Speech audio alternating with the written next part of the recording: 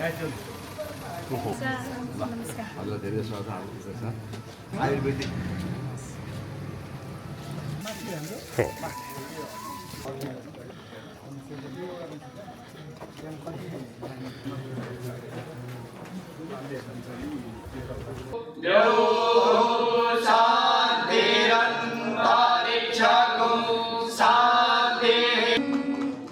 नमामि धन्वन्तरिमादिदेवं सुरासुरैर्वन्दितपादपद्मं लोके जरारुखभयमृत्युनाशं दातारमीशं विविधौषधीनाम्। आयोजित आजको यस सम्भागी नगरपालिका द्वारा आयोजित आजको यस कार्यक्रममा उपस्थित हुनुभएका हाम्रो आदरणीय अत्यन्त सम्मानित व्यक्तित्व सम्माननीय सभामुखज्यू, यसै क्षेत्रबाट निर्वाचित हुनुभएका अर्का हाम्रो माननीय सांसद प्रदीप विष्टज्यू, त्यस्तै गरी विभिन्न क्षेत्रबाट आउनुभएका विशिष्ट व्यक्तित्वज्यूहरू, डाक्टर साहबहरू, आदरणीय उपप्रमुखज्यू, वडाध्यक्षज्यू, कार्यपालिका सदस्यहरू लगायत सम्पूर्ण उपस्थित महानुभावहरूमा म नगरपालिकाको तर्फबाट हार्दिक नमस्कार। सर्वप्रथम त चन्दागी नगरपालिकाले सुरु गर्न लागेको यस किसिमको नयाँ अवधारणामा सम्माननीय सभामुखज्यू आफै उपस्थित भइदिनु बेला जुन हामीलाई हौसला प्रदान गरिदिनु भएको छ, म सम्पूर्ण नगरपालिकाको तर्फबाट नगरवासीको तर्फबाट हार्दिक आभार र धन्यवाद व्यक्त गर्न चाहन्छु।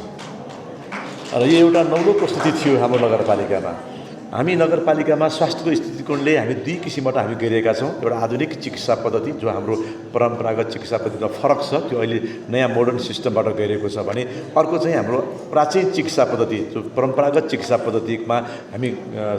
त्यो ढाँचाबाट पनि हामी गइरहेका छौँ। दुवैलाई हामी सँगसँगै लगिरहेका छौँ। आयुर्वेदिक चिकित्सा पद्धतिलाई सुरु गर्नुपर्छ भनेर अहिलेको प्रस्तुतिकरणमा सुरुमा एउटा सानो कोठामा भाडामा लिएर हामीले सुरु गरेको यो आयुर्वेदिक चिकित्सा पद्धतिलाई परम्परागत चिकित्सा पद्धतिलाई बिस्तारै बिस्तारै स्तरीकरण गर्दै यो 8-9 वर्षको बिचमा हामीले जुन आज यो अवस्थासम्म पुर्याएका छौँ र नेपालमै एउटा उदाहरणीय स्थानीय सरकारले सञ्चालन गरेको उदाहरणीय प्रस्तुतिकरणको रूपमा एउटा जुन आयुर्वेदिक अस्पताल जुन हामीले स्थापना गर्न सफलता प्राप्त गऱ्यौँ र त्यो चाहिँ हामीले वडा नम्बर 8 मा स्थापना गरेका छौँ र त्यो चिकित्सा पद्धतिका यो अवधारणालाई हामीले विशेष अवधारणाका साथ हामी लाने प्रयत्न गरेका छौँ। हामीले सुरुमा मलाई लाग्छ म 9 वर्ष अघि मेयर भएर उपस्थित हुँदाखेरि त्यति बेला चाहिँ महिनामा 1-2 मात्रै अथवा 2-3 महिनामा 1-2 मात्रै नसर्ने रोगको उपचार गर्न आउनुहुन्थ्यो, औषधिको उपचारको सिफारिस गर्न आउनुहुन्थ्यो। भनेको मतलब क्यान्सर, मृगोला, यो मुटुको आउनुहुन्थ्यो भने अहिले दिनमा 1-2 आइरहेको अवस्था छ। त्यस कारणले हाम्रो आहार विहार, खानपिन र यहाँको रहनसहन, प्रदूषण यी सबै कुराले चाहिँ हाम्रो नागरिकहरूमा नसर्ने रोग जटिल रोगको अवस्था चाहिँ बढ्दै गएको अवस्था छ। त्यसैले त्यसलाई न्यूनीकरण गर्न कमसेकम पनि हाम्रो आधुनिक चिकित्सा पद्धति त हाम्रो छँदैछ, तर पनि प्राचीन चिकित्सा पद्धतिलाई पनि नगरपालिकाले अवलम्बन गर्नुपर्छ भनेर जुन हाम्रो अवधारणा सुरु गऱ्यौँ, त्यस अवधारणा सुरु गरेकोमा आज जुन उपलब्धि हासिल भएको छ यहाँहरू सबैको साथ र सहयोगबाट हो भन्ने मलाई लाग्छ। र विशेष गरी नारायण सर लगायत यस टिममा खट्नुहुने सम्पूर्ण पदाधिकारीजीहरू, आयुर्वेदसँग सन्दर्भित सम्पूर्ण डाक्टर साहब र विज्ञजीहरूको साथ र सहयोगबाट नगरपालिकाले जुन उपलब्धि हासिल गर्न सफलता प्राप्त गर्यो र राष्ट्रिय पुरस्कार प्राप्त गर्न पनि जुन सफलता प्राप्त गर्यो, यो सबैको पुरस्कार प्राप्त गर्ने यसको चाहिँ श्रेय सबै यहाँहरूमा छ भन्ने मलाई लाग्दछ। नगरपालिका आफैमा एउटा मिनी उपत्यका पनि हो। काठमाडौँ उपत्यकाको मिनी उपत्यकामा रहेको र वरिपरि जङ्गलहरू रहेको अवस्थामा कमसेकम हामीसँग भित्र रहेका सम्पूर्ण यो वनस्पतिलाई चाहिँ हामी सबै आयुर्वेदिक रूपमा प्रस्तुत गर्न सक्छौँ र त्यसलाई चाहिँ पर्यटनको रूपमा मात्र नभएर यसलाई स्थानीय आय आर्जनको रूपमा पनि व्यवस्थापन गर्न सकिन्छ भनेर हामीले त्यो व्यवस्थापनलाई यो अवलम्बन गर्न प्रयास गरेका हौँ, जसमा हामीले अहिले 60-70 रोपनी जग्गामा आयुर्वेदिक उद्यान स्थापना गरेका छौँ, जसबाट त्यहाँ उत्पादित भएका आयुर्वेदिक जडीबुटीहरू स्थानीयमा उत्पादनमा खपत त हुन्छ नै आयुर्वेदिक हस्पिटलमा र अन्य नागरिकहरूले पनि आयोजन गर्न सक्ने वातावरण सृजना भएको छ। र त्यसमा चाहिँ यो एउटालाई चाहिँ हामीले यो आयुर्वेदिकलाई हामीले आधुनिकमा पनि अलिकति लगिदिएका छौँ, ल्याब पनि व्यवस्थापन गरिदिएका छौँ, एकदम उच्च स्तरीय ल्याब हामीले त्यहाँ व्यवस्थापन गरेका छौँ, जसले त्यहाँ नागरिकहरूलाई आइसकेपछि बाहिर जान नपर्ने वातावरण पनि सृजना गरेका छौँ। हामीले एकीकृत आयुर्वेदिक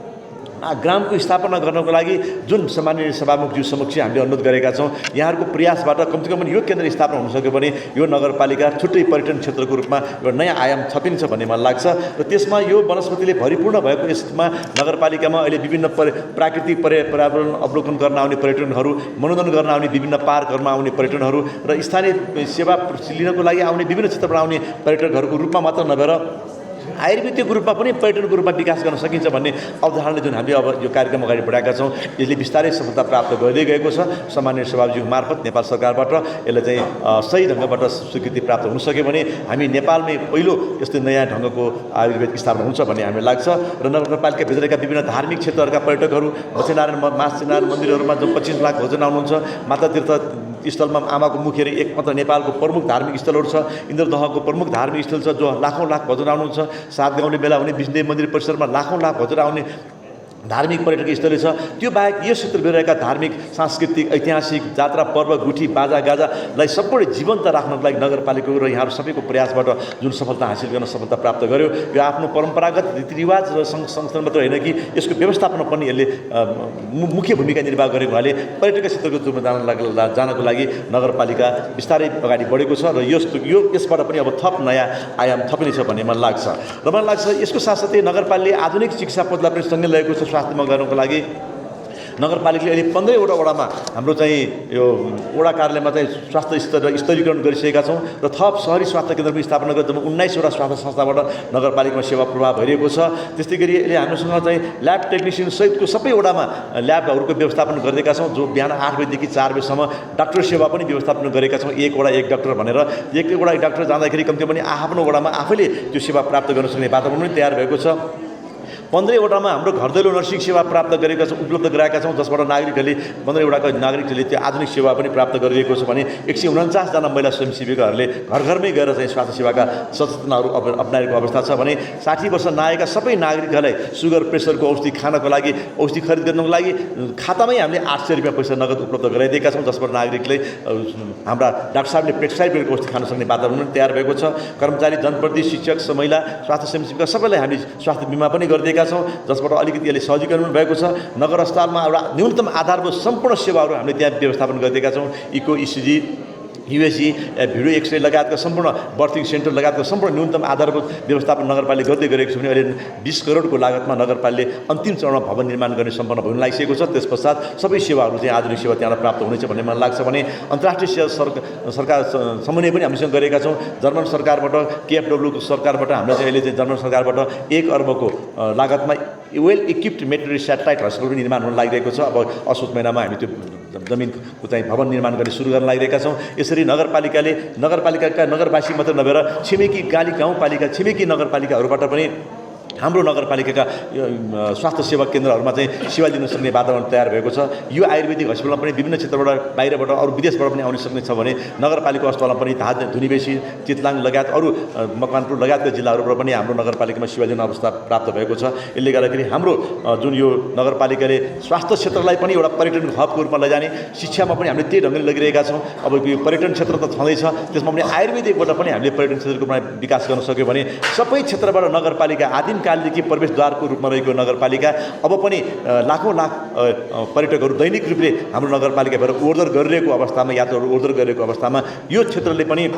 विकास गर्न सक्यो भने नयाँ आयाम थपिनेछ, जसबाट नगरपालिकालाई इकोनोमिक मोबिलाइजेसन अर्थात् यहाँका आर्थिक गतिविधिलाई प्रत्यक्ष अप्रत्यक्ष सहयोग प्राप्त गरेर नागरिकहरूले आय आर्जनमा जीवनस्तर उकास्न, जीवनस्तर वृद्धि गर्न सफलता प्राप्त गर्न सफलता हुन्छ भन्ने हामीलाई लागेको छ। त्यसमा सम्पूर्ण सरकारी पक्षहरूबाट, कर्मचारी साथीहरूबाट, जनप्रतिनिधिहरूबाट, नागरिकहरूबाट जुन उत्साहका साथ र सहयोग प्राप्त भएको छ त्यसको साथ र सहयोगले यो उपलब्धि हासिल भएको छ। आगामी दिनमा पनि सबैको साथ र सहयोग रहनेछ भन्ने अपेक्षा गर्दै सम्माननीय सभामुखज्यू उपस्थित भइदिएर हाम्रो यस दिनको नौलो कार्यक्रममा उपस्थित भएर हामीलाई हौसला प्रदान गर्नुभएकोमा नगरवासीको तर्फबाट पनि हार्दिक आभार व्यक्त गर्दै धन्यवाद व्यक्त गर्दै सम्पूर्ण महानुभावबाट धन्यवाद व्यक्त गर्दै